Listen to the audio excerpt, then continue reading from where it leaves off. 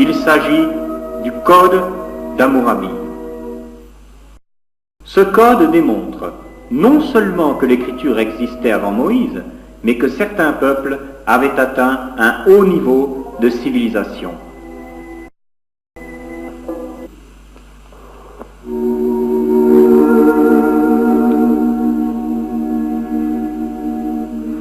La Bible mentionne au moins 48 fois le peuple des Hittites.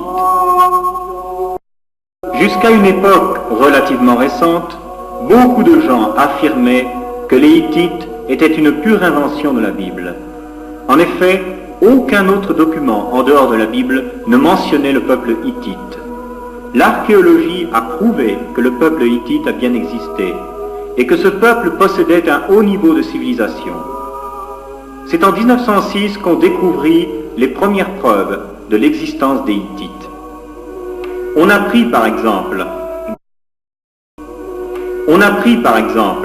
grâce à cet objet appelé sceau de Turkmua, que les Hittites possédaient deux formes d'écriture, l'écriture hiéroglyphique et l'écriture cunéiforme.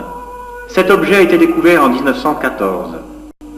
Ce bas-relief, découvert en 1932, dépeint une famille royale hittite. La pierre de Hama est couverte de hiéroglyphes et mentionne le peuple hittite. Ceci est une reproduction d'une ville fortifiée hittite. Cette carte montre l'étendue de la domination hittite. Pourtant, jusqu'en 1906, les hommes ignoraient tout de ce peuple. Seule la Bible en parlait. Mais plutôt que de croire la Bible, beaucoup de gens choisirent de croire l'ignorance humaine.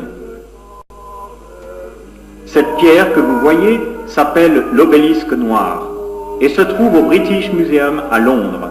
Elle date du règne de Salmanasar III, qui fut roi d'Assyrie de 860 à 825 avant Jésus-Christ. Voici à présent une vue de la partie supérieure de l'obélisque. On y voit un roi qui s'incline devant le roi d'Assyrie. Le texte rapporte que le roi qui s'incline s'appelle Jéhu, roi d'Israël. 2 Rois 10, verset 36 nous dit que Jéhu avait régné 28 ans sur Israël à Samarie. Or, Jéhu, 10e roi d'Israël, vécut au temps de Salmanasar III.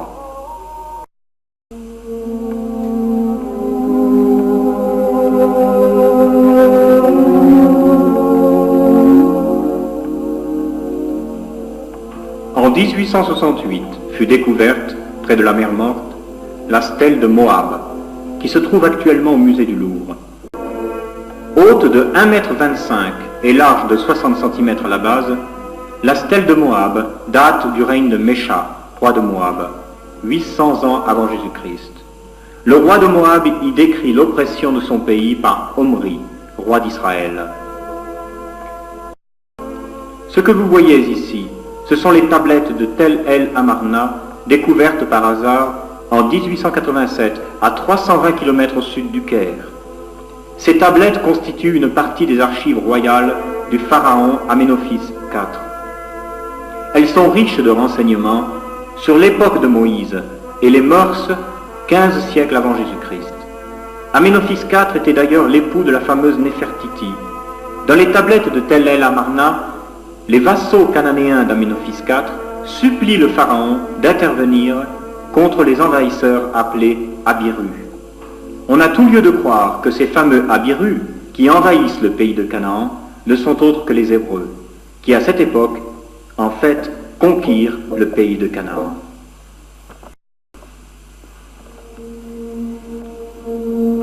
L'apôtre Paul, s'adressant ici aux Athéniens, dit « J'ai même découvert un autel avec cette inscription à un Dieu inconnu. » Or, un autel fut découvert à Pergame en 1909 qui porte la mention « Au Dieu inconnu ». L'archéologie n'est pas le seul domaine qui vient confirmer l'authenticité de la Bible. Il a fallu des siècles à la science pour découvrir des faits qui étaient déjà mentionnés depuis longtemps dans la Bible. Les hommes de l'Antiquité ignoraient l'aspect de la Terre. Ils ne pouvaient pas se douter qu'elle est suspendue dans l'espace. À un moment, les hommes pensaient que la Terre était soutenue par des éléphants, qui étaient eux-mêmes portés par une tortue. Pendant des siècles, les Grecs et les Romains pensaient que la Terre était soutenue par le géant Atlas. Or, en Job 26, verset 7, nous pouvons déjà lire que la Terre est suspendue sur le néant. Il étend le septentrion sur le vide, il suspend la Terre sur le néant. Les hommes de l'Antiquité ignoraient de même la rotondité de la Terre. Pourtant, 7 siècles avant Jésus-Christ, Ésaïe mentionne déjà ce fait. C'est lui qui est assis au-dessus du cercle de la terre.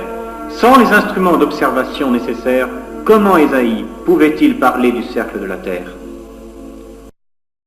Nous lisons en Genèse 1, verset 3, « Dieu dit que la lumière soit, et la lumière fut. » La Genèse rapporte que Dieu créa la lumière avant le soleil, la lune ou les étoiles. Isaac Newton, lui-même, il pensait que la lumière provient uniquement du soleil ou d'autres corps célestes. Pendant longtemps, on s'est moqué de cette description de la Genèse. Or, la science a découvert que la lumière existe indépendamment du soleil, des étoiles ou des planètes. Que même si le soleil n'existait pas, il y aurait quand même la lumière. Cette découverte est récente. Comment Moïse, l'auteur de la Genèse, pouvait-il le savoir il y a plus de 3000 ans? C'est parce que Dieu le lui avait révélé. La Bible nous rapporte que Dieu ordonna à Noé de construire un grand bateau, appelé une arche. Ce bateau devait mesurer 300 coudées de longueur, 50 coudées de largeur et 30 coudées de hauteur, la coudée étant à peu près équivalente à 50 cm. Or, de nos jours, dans la construction des grands paquebots, les mêmes proportions sont en usage. Ce sont là en effet des proportions idéales pour un bateau qui veut subir les intempéries des océans.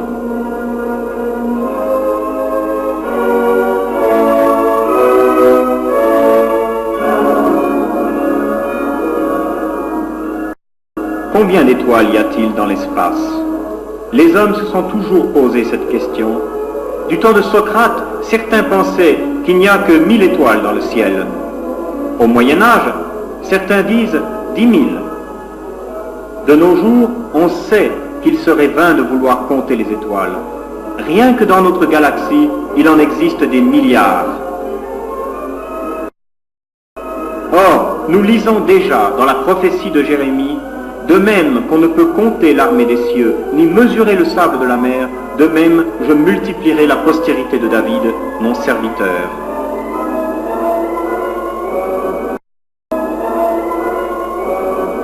Jésus a dit, « Le ciel et la terre passeront, mais mes paroles ne passeront point. » Nous vous invitons à lire et à étudier avec nous la parole de Dieu.